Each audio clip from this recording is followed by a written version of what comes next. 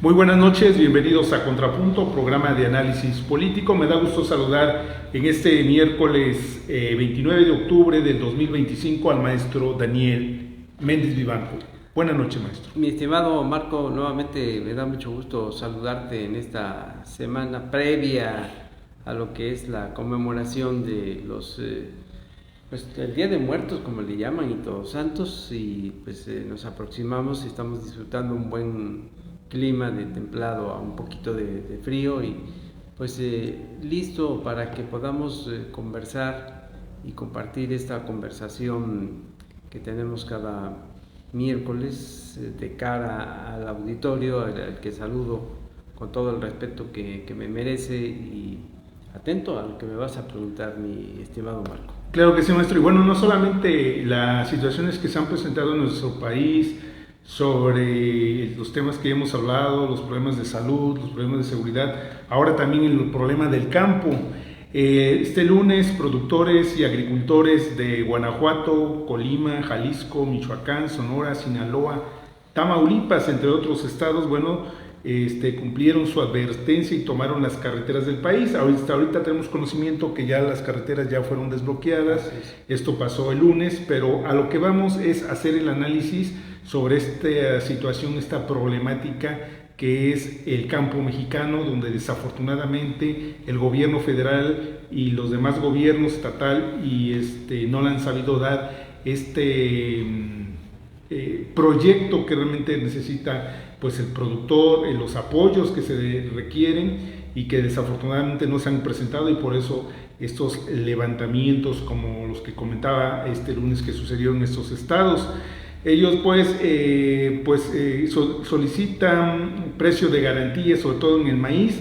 Tenemos entendido que estaban ya reunidos precisamente el grupo de maiceros, donde al parecer se les va a dar un crédito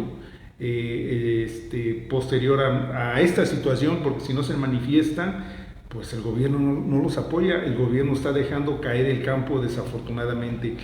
Y entonces esta cuestión, al parecer ahorita, aunque la situación pues está en la cuestión de la negociación, pues desafortunadamente el campo mexicano sigue sufriendo pues muchas necesidades, y sobre todo la falta de atención del gobierno federal. Fíjate, Marco, que venía yo meditando ahorita que me trasladaba aquí al estudio de televisión sobre este tema que vamos a analizar, y mi mente se transportó a años pasados, porque yo mismo, mientras manejaba, venía haciéndome la pregunta siguiente, ¿no? ¿Cuándo hemos prestado atención al campo? Tú acabas de decir en esta nota introductoria que el gobierno no le ha prestado atención al campo, pero hablaste en término presente. Y yo digo, agrego a lo que tú has hablado en un acto presente, y te has referido al gobierno actual. Yo diría que ¿cuándo se le ha prestado atención al campo? Los gobiernos de México, aquí yo tendría que hablar en plural, te llevo más años, mi querido Marco, y eso me da de vida, y eso me da pauta a poderle platicar a nuestro auditorio, y los que son adultos también me darán la razón de que los gobiernos de México tienen una gran deuda con el campo mexicano, porque si hacemos una comparación, si hacemos un balance de lo que ha sucedido con el campo en los años remotos, estoy pensando cuando el PRI gobernó a nuestro país en ese largo periodo de 71 años, después Acción Nacional y ahora Morena, pues resulta que esto se fue acumulando. Hay culpabilidad por parte de quienes ejercieron las políticas públicas, y yo las pondría entre interrogaciones, en materia de mirar, de atender al campo. Y lo que ha sucedido es que hay un gran rezago hacia la actividad que se da en el campo. Huatusco es una ciudad que está inmersa y donde tiene como principal medio y modo de producción la actividad agrícola. Y como tú también lo has hecho, yo también lo hago constantemente. Yo tengo grandes amistades que tienen como actividad fundamental el trabajo del campo, y todo el tiempo estas pláticas se dan desde hace tiempo, desde hace años, y pues siempre están diciendo, y ahora me transporto al presente, hablan de que hay un menosprecio, que hay una indiferencia. Aquí estamos cayendo pues en la cuenta de que la deuda que se tiene con la actividad del campo, con el medio rural, y quien la trabaja o quienes la trabajan, pues data ya desde hace un buen rato.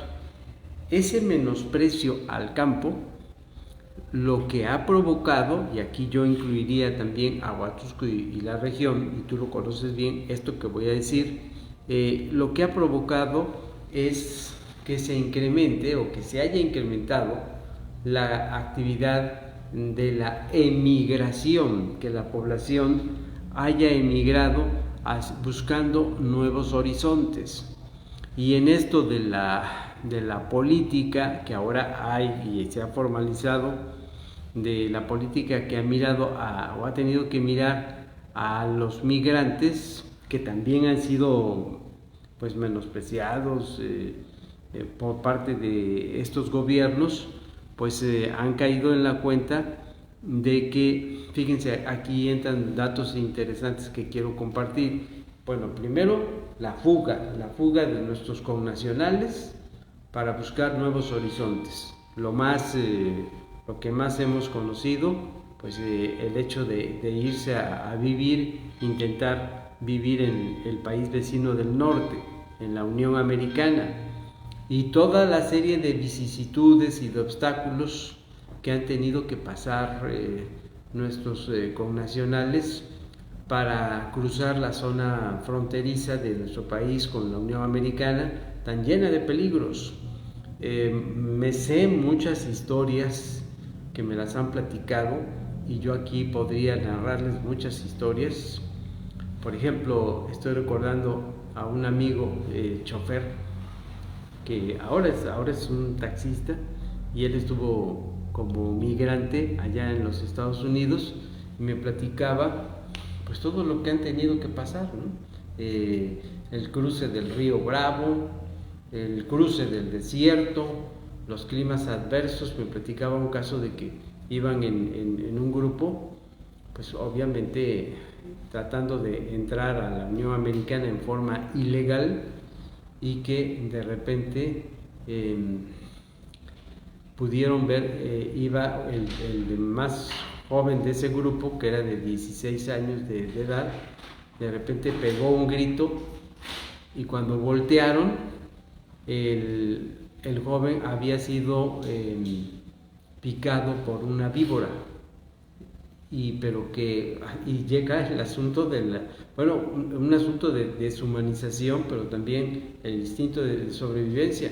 No se pudieron quedar a atenderlo, porque por otro lado la migra, como así se le dice, la policía migratoria de aquel lado ya se les estaba acercando, y entonces este joven murió en pleno desierto por el piquete de la mordida de una víbora. Entonces, ¿cuántas historias hay así? Y eso lo traigo a colación porque ha sido resultado de que mucha gente salió en busca de estos horizontes nuevos, de mejores esperanzas, porque el abandono que ha habido hacia la actividad agrícola. Y eso que nos ha provocado, se fue acumulando toda esta situación, y nos ha provocado una dependencia hacia países como el caso de los Estados Unidos, ¿no? Cuando tú hablabas de la garantía de los precios que pelean ahí en estas manifestaciones, bueno, el colmo, lo que ha sucedido, ¿no? A mí me cuesta mucho trabajo asimilar, y luego cuando nuestros funcionarios, los políticos, tanto los jefes de Estado, los presidentes de la República y luego sus secretarios de Estado especializados en el ramo agropecuario, pues la indiferencia con la que tratan o quieren maquillar el discurso oficial, y que hemos visto en esta dependencia, porque es real, aunque no lo quieran reconocer, es real. A ver, vamos al asunto del maíz. ¿Por qué, siendo un país tan productor del maíz, se invirtieron los papeles y ahora estamos dependiendo de Estados Unidos en materia, y con un maíz, el transgénico, que entiendo que hace daño, ¿no? Claro, debo reconocer también aquí que aquí hay un punto interesante. El gobierno de Morena, el anterior y el actual, ya vimos por ahí, te acordarás, Marco, que hace unos días la Presidenta de México presentó en una conferencia matutina la variedad, eso sí me gustó, la variedad de productos de maíz que tenemos en el país, y entonces ella dijo que estaba firme la posición, en ese aspecto estaba firme la posición. Este es un lado positivo que sí estuve de acuerdo, estaba firme la decisión del gobierno de ella de luchar por detener el ingreso del maíz transgénico, porque se ha comprobado que genera un alto riesgo para la salud de los mexicanos. Pero por otro lado va la parte, esa defensa sí me gusta, porque el discurso oficial desde esas décadas del PRI y de Acción Nacional y ahora de Morena, de que tenemos que lograr la autosuficiencia alimentaria, pues ha sido una posición demagógica, ha sido una posición que no hemos logrado. Fíjense todos los años que han transcurrido. A ver, vamos ubicando el tiempo que gobernó el PRI, luego los 12 años de Acción Nacional y lo que va ahorita del gobierno de Morena, y no podemos lograr la autosuficiencia alimentaria. Hubo hasta programas establecidos institucionalmente hablando para luchar por la reivindicación alimentaria de nuestro país, y estamos en el 2025 y no lo hemos podido lograr. Concluyo esta parte de la primera de mi intervención con lo siguiente. Qué bueno, yo pienso, lo digo con todo respeto, pero yo pienso que el maíz transgénico, ahí sí estoy de acuerdo con la Presidenta de México, de que debemos ir consolidando la defensa en la producción, ya que estoy hablando tan solo de este ejemplo del maíz, porque el otro pues sí nos enemista con el país vecino. Hablan de que puede haber castigos hacia nuestro país, que es lamentable que eso pudiera ocurrir, pero aquí viene el pero que yo encuentro. ¿Cuál es el hecho? Yo tenía la esperanza, lo digo honestamente al público, tenía la esperanza de que con la llegada de Morena, pues porque así lo había dicho el expresidente Andrés Manuel López Obrador en su campaña, en las 3 campañas que tuvo, les puedo recordar muchos de los argumentos que manejó el expresidente Andrés Manuel López Obrador, donde hizo una defensa enhiesta sobre la necesidad de tener que mirar al campo, y me pareció muy bien, me pareció correcto, pero oh sorpresa, también lo tengo que decir, por fin triunfa Morena para llegar a la presidencia de la República, y todos los demás resultados favorables para el Movimiento de Regeneración Nacional y sus aliados, Y lo que me genera sorpresa, y ahí está la información, no me lo estoy inventando. Ahí podemos revisar en la información que nos ha dado los medios de comunicación. Pues resulta que, fíjate Marco, resulta que desde la administración federal pasada y lo que va de esta administración federal, pues a la hora de asignar los presupuestos federales por parte del Congreso de la Unión, que son los que aprueban, Cámara de Diputados y Cámara de Senadores, pues resulta que ese mirar al campo era de los menores, o ha sido de los menores del presupuesto. Entonces ahí se entra en una contradicción, porque creo yo que una de las cosas que dio el triunfo a Morena fue en gran medida lo que se le llama ahora el voto duro de la gente del campo, pero resulta que la asignación de presupuestos va en sentido contrario, no es el que satisface o el que debería tener la gente que ha trabajado el campo y que merece esa atención. Por otro lado, los que han emigrado, que en ese sector también han emigrado mucho la gente del campo hacia la Unión Americana, hacia ciudades más urbanizadas y la Unión Americana obviamente, que dio como contraste, pues que ahora los ingresos más importantes en nuestro país son las reservas que han enviado nuestros connacionales que están allá en los Estados Unidos trabajando, pero no hay felicidad completa, ¿no? O sea que la felicidad es efímera, me sonrío tristemente. ¿Por qué razón?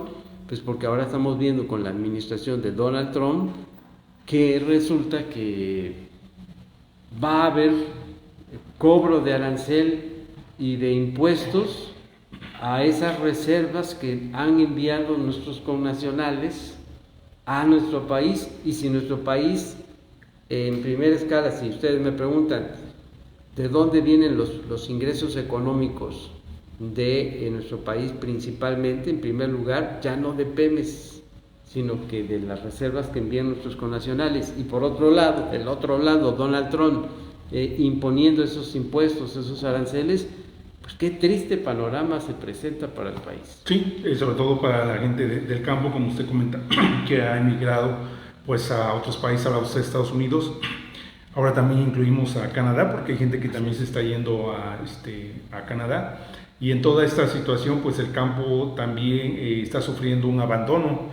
Y en este abandono, pues también las nuevas generaciones que quedan todavía ahí pendientes, pues ya no quieren continuar. Y ya no quieren continuar porque no le ven la manera de crecer a través del campo. Entonces, en toda esta parte, sí es, aparte de esto, bueno, también famosos intermediarios, ¿no? Lo que se le conoce como el coyotaje, que son a veces quienes determinan el precio, el productor. Vamos a hablar también de una situación muy importante, del pequeño productor al grande productor, ¿no? Al pequeño productor es a donde más me ubicaría yo, porque es el que más está afectado por todas esas situaciones de no apoyo de los gobiernos, sobre todo el gobierno federal, en cuanto a fertilizantes, en cuanto a semillas, en cuanto a créditos, todo este tipo de situaciones, porque el grande productor a lo mejor ni sufre, porque acapara todo el mercado, tiene una economía estable, suficiente, pero yo voy al pequeño productor, y al pequeño productor sí es el que se ha visto muy afectado últimamente. Diferentes, hablábamos del maíz, del aguacate, me tocó ver a través de los videos que se difunden en las diferentes redes sociales, bueno, de la gente del aguacate también en Michoacán desesperados y tirando el aguacate. O el mismo limón también ha tenido. El limón también, que también aquí yo incluyo una parte también importante de aparte de los no apoyos en estas cuestiones al productor, también vamos a la parte de la seguridad.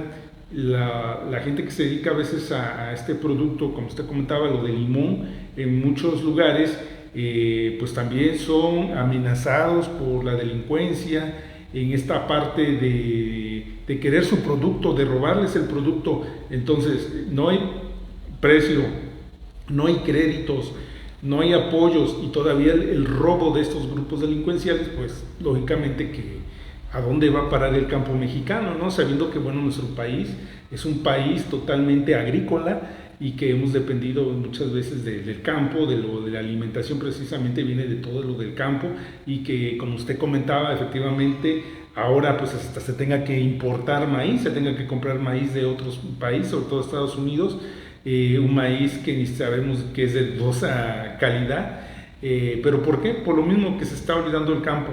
¿Qué es lo que se debe de hacer en esta situación? Bueno, enfocar a políticas públicas integrales.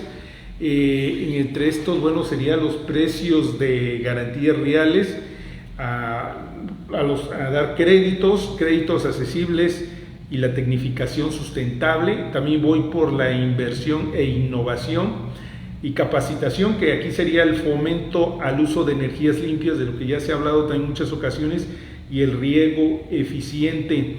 Apoyo a las organizaciones campesinas, sobre todo fortalecer las cooperativas, las agroindustrias locales y los mercados directos.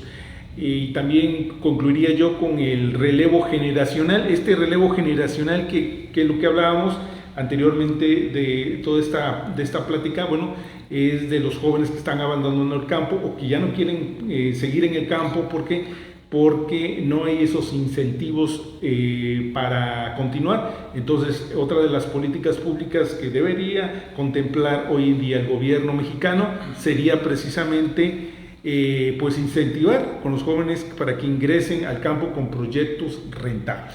Fíjate, Marco, que ahorita que enlistabas toda esa serie de cosas que se necesitan, es ahí donde yo veo la parte complicada, ¿no?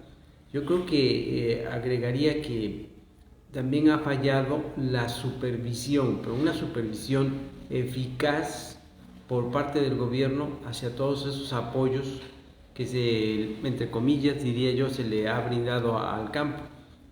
Hay tres que ahorita que enlistaste donde yo veo círculos viciosos que han sido difíciles de romper, como cuáles.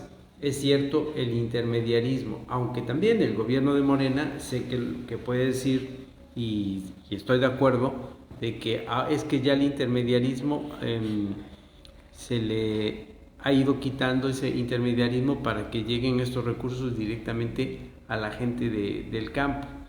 Pero, o sea, sí, insisto, estoy de acuerdo con eso, se ha logrado mucho de eso, pero aquí vienen los peros, y los peros tienen que ver muchísimo. Fíjese lo que voy a comentar.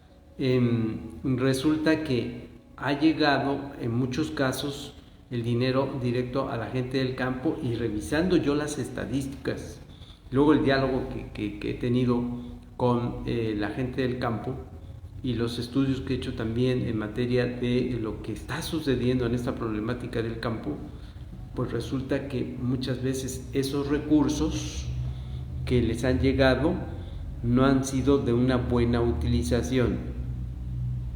¿Cómo? ¿De qué manera? Bueno, ¿cómo entender esto? Esos recursos, por una parte, no los han utilizado o han sido mal utilizados cuando le llegan a la mano de varios de los productores. Una. Y la otra que me quedo asombrado es que esos recursos, aparte de que no son utilizados de manera directa para lo que es el fin, esos recursos son como consecuencia lógica mal empleados a otra cosa. Y tercer elemento, pues resulta que cuando se llegan a invertir, a utilizar esos recursos, no son bien aprovechados porque no tienen la capacitación o van con la forma de trabajar primitiva, tradicional, a lo que es la intuición de ellos, y les ha faltado la capacitación, y ahí se desaprovechan los recursos. O sea, hay tres factores, si está entendiendo nuestro público, hay ya tres factores que generan ese problema. Por tal motivo, dices ahí en los ejemplos, se necesita la capacitación. Es que muchas veces en ese balance de lo que ha ocurrido en los gobiernos del PRI, del PAN, de Morena, en ese balance, en la forma de trabajar para asignar como requisitos previos, para asignar recursos por parte de las secretarías encaminadas a ese cuidado, a esa atención del campo, pues lo que ha sucedido es que esas capacitaciones, cuando se han dado, oyen, y voy a decir escuchar, pero escuchar es como un acto así muy serio de voluntad, de poder aplicar lo que se recibe de conocimientos en los cursos de capacitación. Se han aplicado los cursos de capacitación, pero es como hablar al desierto, o que se queda como en la teoría para que entienda el público, y luego terminan los cursos de capacitación y también muchos de nuestra gente del campo siguen con su método o procedimiento tradicional, ¿no? Por eso lo que yo hablaba hace un momento de la supervisión. Necesitamos, desde mi punto de vista, con base a lo que he estudiado en esto que estamos tratando, necesitamos en primer término que ya haya un recurso presupuestal importante, significativo. Si hace unos días, y si lo vio nuestro público, y tú, mi querido Marco, también lo viste, cuando se asignó el presupuesto federal para el 2026, ya porque ha habido hasta comunicados, pues el campo ya vimos que no, en esa lista de porcentajes presupuestales que se van a aplicar, el campo no está considerado en los primeros lugares. Entonces ahí ya hay un problema, o sea, no está llegando la seriedad y no se le está dando la importancia de las partidas presupuestales al trabajo del campo, como tú decías, siendo un país que se maneja, se basa sobre todo su economía en la actividad agrícola.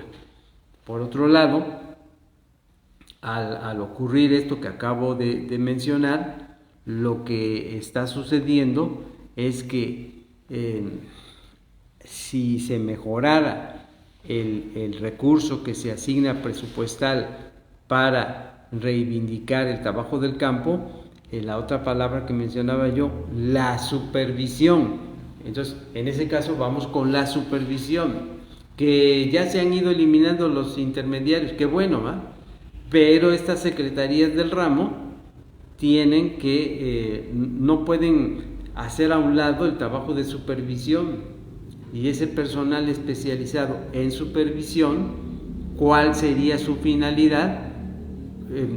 Estar vigilantes de que el dinero que llega a las manos de los productores pues lo utilicen de manera correcta, ¿no?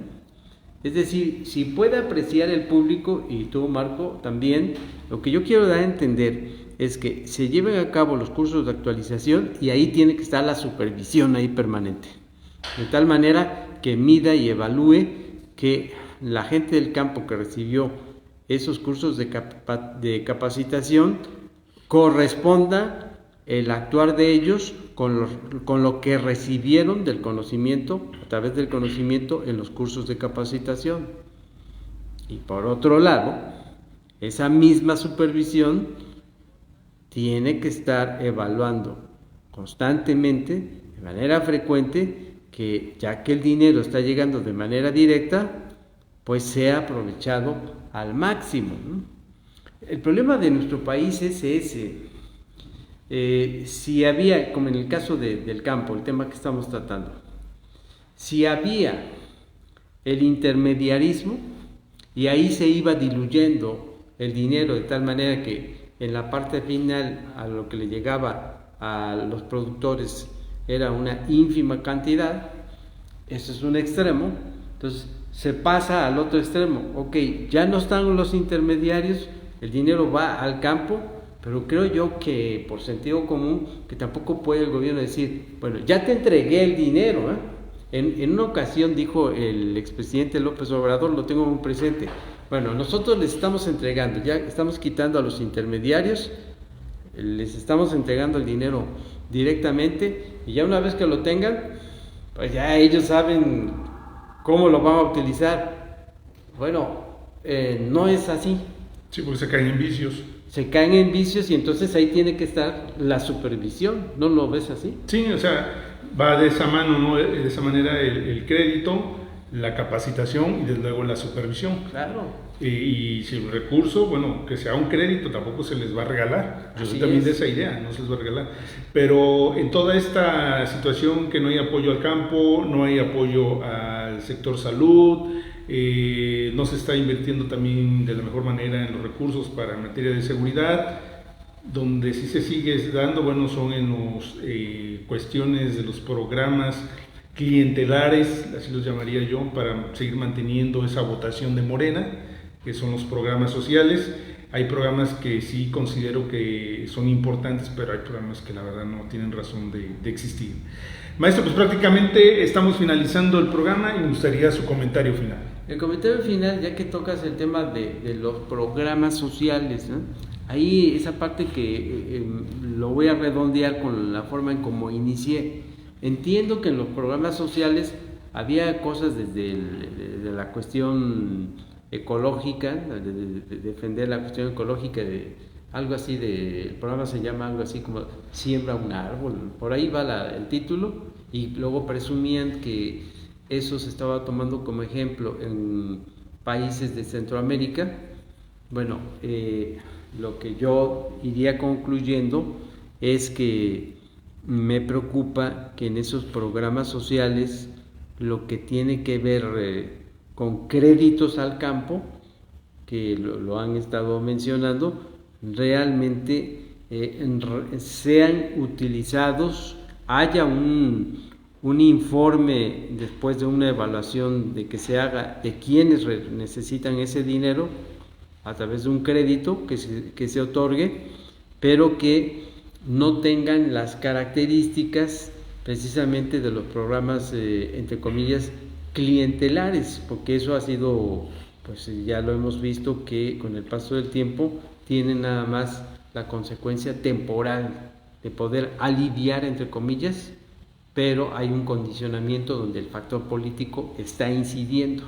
Entonces, el problema de este país, como bien lo has dicho, en todos los demás ámbitos, y el del campo no es la excepción, es que tiene que cumplirse de manera estricta un proceso de planificación.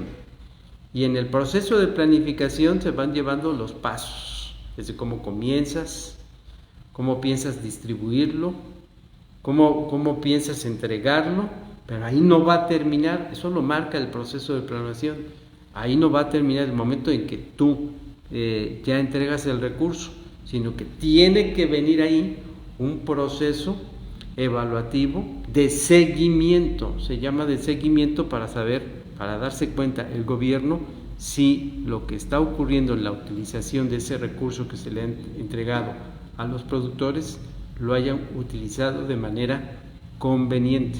Es decir, si metemos en un proceso de planificación, si metemos en un proceso de planeación el factor político partidista, pues entonces lo que sucede es que lo distorsiona y trastoca su propio procedimiento y no se da el resultado deseado. Así es, maestro. Gracias a todos ustedes, amigos del Imparcial, por haber sintonizado su programa de análisis político Contrapunto. Se despide Marco Antonio Jacasolava. Muy buenas noches. Gracias, Marco, por la invitación. Un saludo a todo el público.